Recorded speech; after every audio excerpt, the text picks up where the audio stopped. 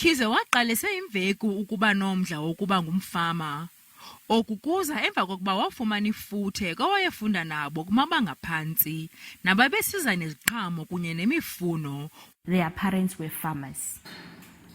I enjoyed the way they had a relationship with us. When it was season of producing oranges, we had oranges to eat. If it was season of producing mealies, we had mealies to eat. Lo mama uneminyaka engama-29 waqala elishishini ngelixa esenza izifundo zakhe kwidyunivesithi yaseNtshona Koloni. They would say, I'm not just working here so that you can employ me.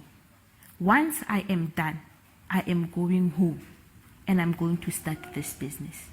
Kodwa nangona kunjalo, uthi khange kube lula ngenxa yeemeko zemali, kodwa uye wafumana uncedo kurhulumente.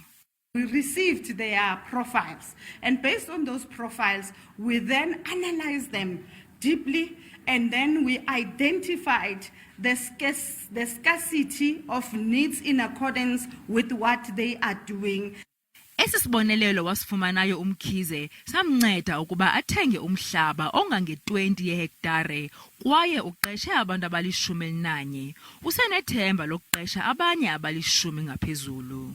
Umkhize unethemba lokuba imveliso yakhe iya kuthengwa ziinkampani ezinkulu kungekudala.